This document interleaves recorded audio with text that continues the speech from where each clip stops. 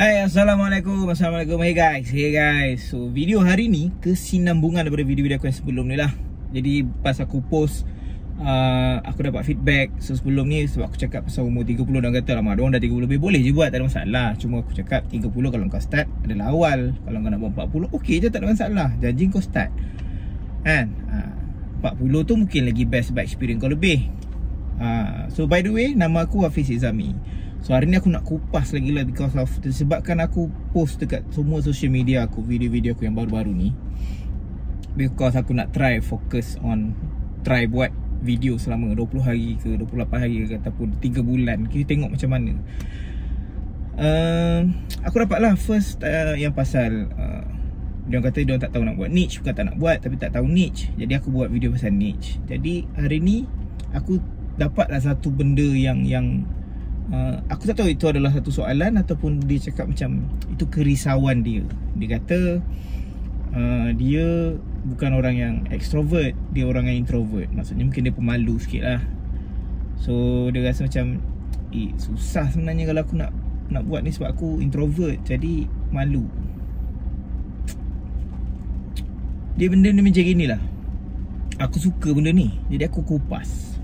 Sebenarnya untuk kau buat video dalam YouTube ataupun kau nak buat video atau kau nak buat konten, kau tak perlu jadi extrovert pun. Extrovert, whatever lah. Kau tak perlu macam terwak, terkinja.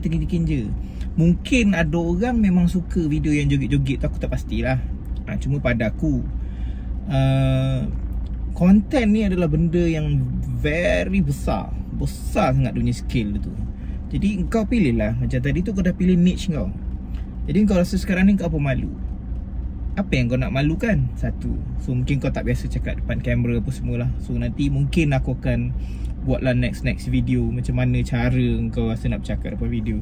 Sebelum ni experience aku. Sebelum ni aku ada juga team member masa aku buat unit trust apa semua tu lah.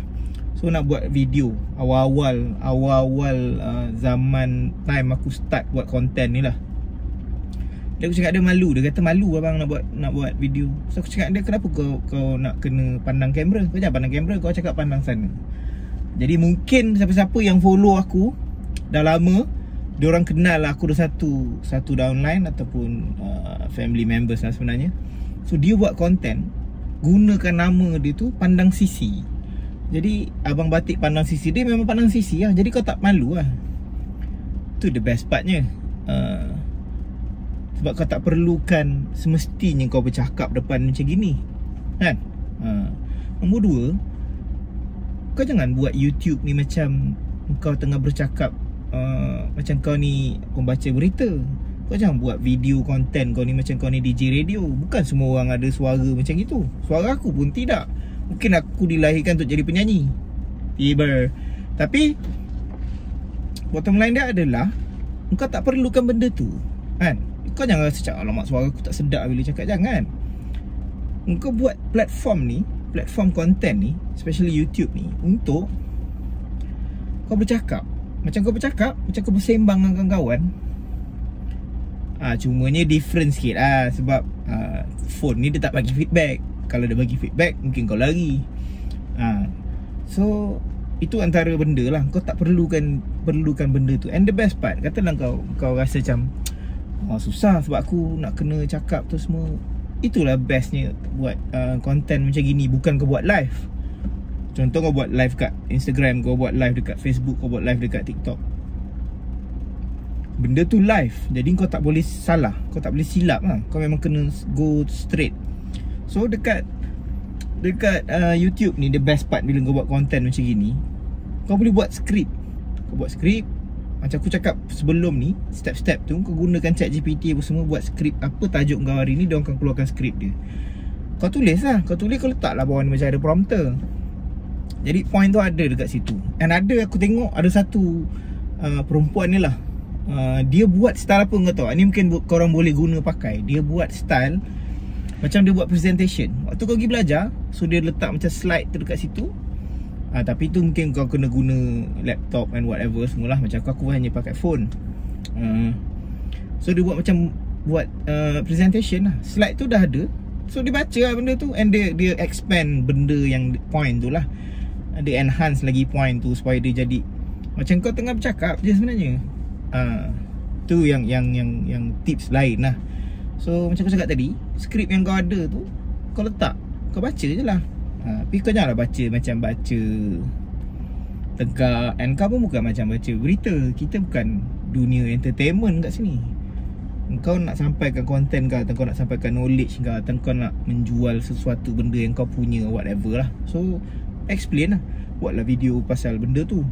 The best part ni adalah dekat sini bila kau buat konten, katalah kau cakap kau salah, delete lah, record lah baru.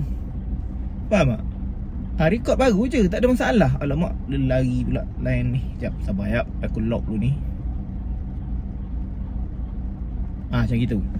So macam gitu lah. Kalau katalah kau cakap ish, tak kena lah, salah lah, ataupun point tu lari lah, atau kau cakap pace kau terlampau laju, atau kau cakap pace kau terlampau slow, jadi orang pun boring ke, mungkin kau stop lah. Faham tak? So benda tu lah, itu the best part pasal buat video atau buat konten ni, yang bukan buat live.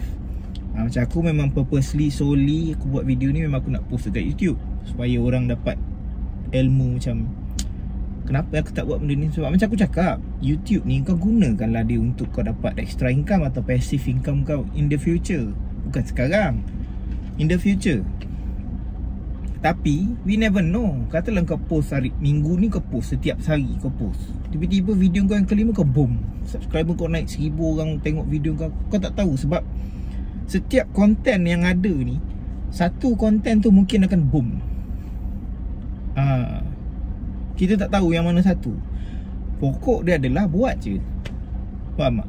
So kenapa aku sekarang ni macam fokus orang macam kau kena buat, kau kena buat konten ni. Sebab aku rasa dengan keadaan ekonomi, and plus aku belum lagi nak cerita pasal AI. Kau kalau tengok AI, seram baik.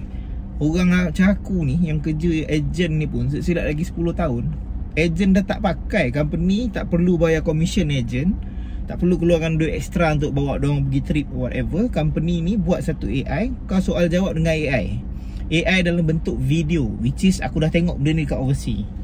Satu agensi ni dia pakai AI tu yang jawab appointment, close semua pakai AI. Tapi yang tu dia under agensi lah. So agent tu memang duk relax lah. AI memang power kan. So secara tidak langsung kau buat video ni untuk kita prepare masa depan kita lah. Betul, rezeki semua di tangan Allah. Rezeki semua dah ditulis, dah disusun. Tapi kita usaha lah, tak salah kita usaha. Kau just imagine, ada yang cakap 2034 ke atas tu dah banyak benda yang semua pakai AI, yang kau mungkin tak ada kerja. Kau bayangkan Kerani punya kerja lepas ni semua pakai AI. Checker, maker, whatever yang kau nak check, semua buat pekerjaan kau tu semua, yang kau punya supervisor dah pakai AI.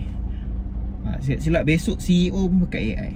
CEO tak lah kot. Kalau CEO, owner company je lah yang tinggal kan. Jadi kau tak perlu extrovert. Kau tak perlu jadi extrovert pun. Kau introvert pun tak ada masalah. Sebenarnya ramai je orang yang extrovert, tapi dia buat video pun ke laut je. Sebab dalam dunia konten ataupun dunia buat video ni semua konten lah. So dia bukan siapa extrovert, siapa introvert. Siapa punya video yang bagi vibe lebih baik, siapa punya video yang bagi knowledge extra untuk ramai orang terima benda tu. So benda-benda ni yang kau perlu pandang. Pandang benda tu penting lah. Bukannya penting kau extrovert atau introvert. Kau terkinja-kinja pun buat konten, tapi konten kau kosong tak guna juga. Dia bukan pasal kau introvert kau kalah, tidak. Bukan pasal kau extrovert kau menang, tidak. Dia konten tu sendiri. Pokok pangkalnya adalah kau start hari ni, nanti kau akan grow. Kau tak cakap pun kau start. Kau buatlah satu minggu satu video, atau seminggu 3 video kalau kau rasa susah. Kalau kau boleh buat satu hari satu video, kau tengok lepas 2 minggu kau punya cara percakapan kau dah improve banyak. Tapi syarat dia kau kena okay bila orang bagi kau feedback. Orang bagi kau feedback, kau improve lah. Barulah benda-benda tu dia naik, grow cantik.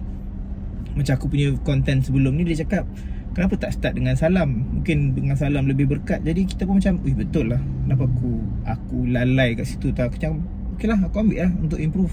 Kau bagi lah salam kat awal tu. So macam tu lah. At the end of the day, Dia tak kisah kau introvert atau kau extrovert. Kau nak buat ke tidak. Sama ada kau bagi alasan atau kau bagi solution. So, fikir-fikirkan. Ciao.